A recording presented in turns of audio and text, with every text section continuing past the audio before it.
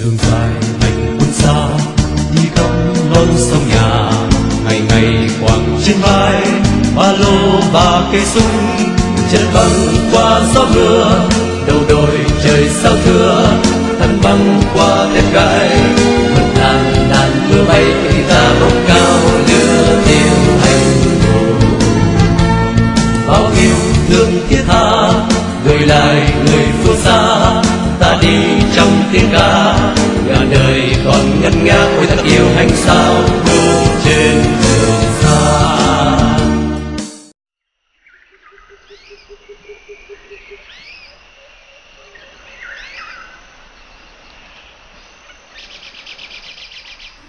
Deep in the jungle, these men are on a patrol. Their mission is to find a North Vietnamese army of an unknown size and unknown location. But that might be hard. The enemy could be anywhere, in the trees, bushes, and even underground. The public opinion of many Americans has been changing over the past decade. With only around 150,000 troops in Vietnam, many are wondering when they will be returning home. The year is 1972. On the 20th of January, the head of the MACV, which is the Military Assistance Command, Vietnam, in South Vietnam, General Creighton Abrams, called Washington that the enemy, North Vietnam, is preparing and positioning its forces for a major offensive. At this time in the war, we were reducing our numbers in Vietnam drastically, so to hear that there was going to be another giant offensive created by North Vietnam was a really scary thing to hear. Even though it put a little bit of pressure on us, we didn't really do anything about it. Abrams was given additional U.S. air support. The major offensive that Abrams warned the U.S. about was called the Easter Offensive.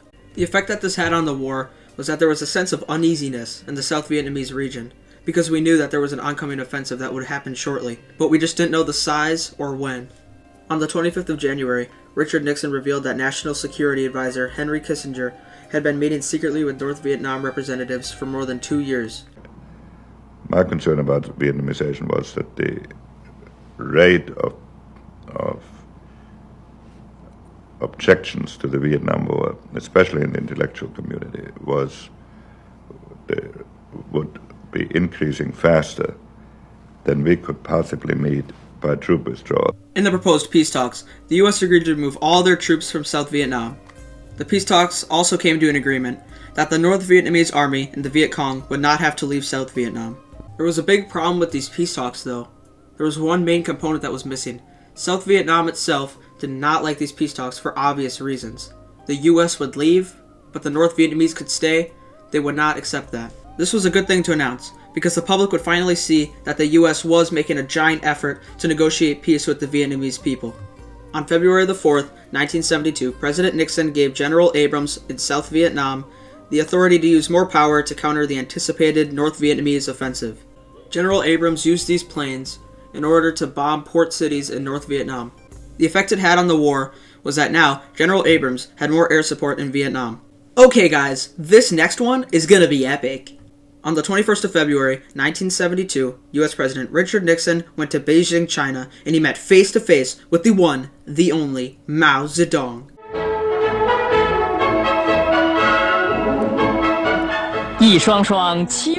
China was one of the main suppliers of the North Vietnamese army. For over 25 years, these two nations had no diplomatic relation. The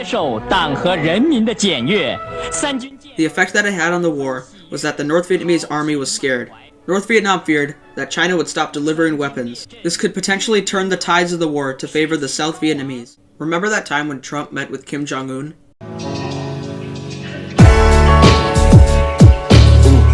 Baby, what you wishing for? Maybe you should wish it more. Maybe the world is yours. Maybe when it rains it pours. I don't know how to wish anymore. I don't know how to wish anymore. Yeah, well, it was basically just like that. An American leader met with a communist one.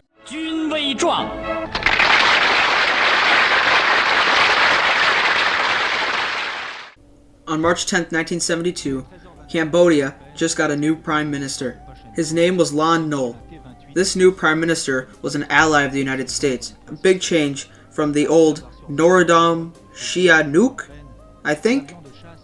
Anyways, he was against us, but now Cambodia, or the Prime Minister of Cambodia at least, was on our side. This was really good news to hear, because Cambodia being an ally could prove a useful asset in defending the oncoming offensive. And a little bit later on in the war we would find that Vietnam itself actually invaded Cambodia. The effect that it had on the war is that we had a potential ally in the region of Indochina. And now, the long-awaited Easter Offensive.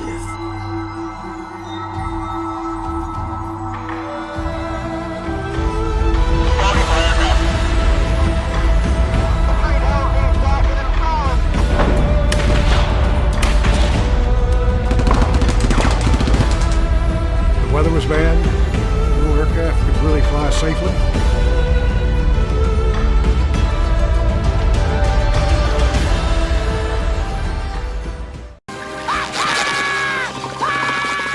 You'll never catch me. United States. Not when I shift into maximum overdrive. Hi-ya! The Easter Offensive was the biggest offensive in Vietnam since the infamous Tet Offensive. 40,000 PAVN, aka Communist soldiers, charged at the DMZ and crossed over it, supported by lots of tanks and heavy artillery fire.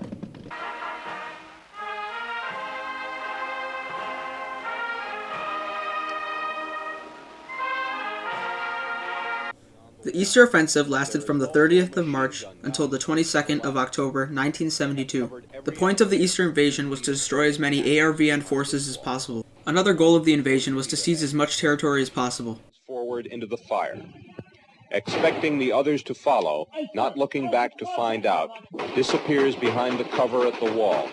Hundreds of small villages were taken within the first few hours of the offensive. Not only did tons of forces come from the DMZ, but they also invaded through Laos and Cambodia, headed towards Saigon. By April 27th, almost a month after the offensive had begun, the Communists have reached the province of Dong Ha. Only a day later, Dong Ha fell, and now the Communists were 1.5 kilometers away from the city of Quang Tri. On the 30th of April, the Second Battle of Quang Tri happened. The province of Quang Tri was really important to the South Vietnamese. Lots of their ARVN forces were there. On the 2nd of May 1972, the province of Quang Tri fell to the PAVN. This was the beginning of the push that would eventually lead to the fall of Saigon, now called Ho Chi Minh City. The effect that this had on the war was a clear and undesirable victory for the North. At this point, we really realized that we could not win, and that the South Vietnamese government would eventually fall to the Communists. Our last campaign, the very best one of all. Thank you.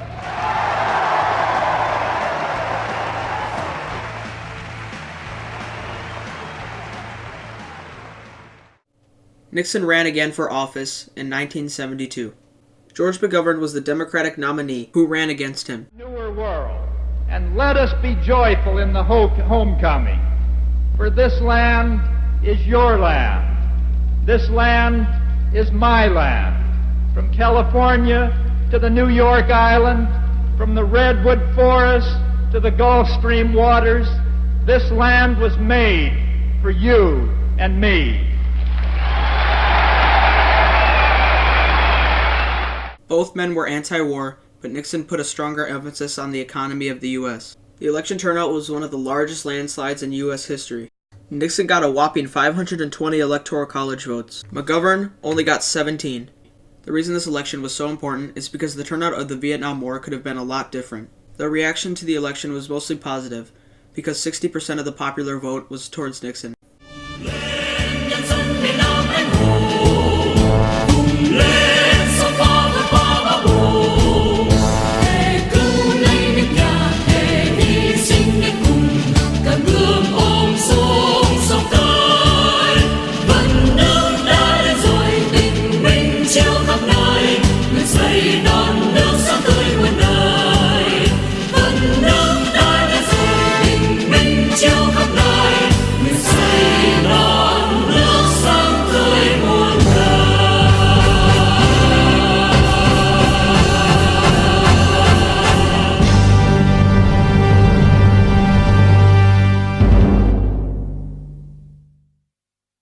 For my song, I chose John Lennon, Happy Christmas, War is Over. So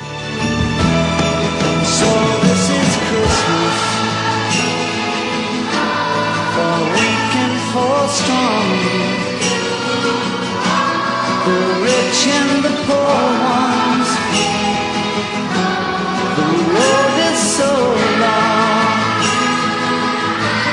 and so happy Christmas. For black and for white, for yellow and red one, let's stop all the fight. Merry Christmas and a Happy New Year. Let's hope things are good without any fear. John Lennon was always known for being anti-war, and this was his song that he made about it. The song was originally written in 1968 to protest the Vietnam War. So in the lyrics, when it says war is over, it's talking about a fictional depiction of the future that might come.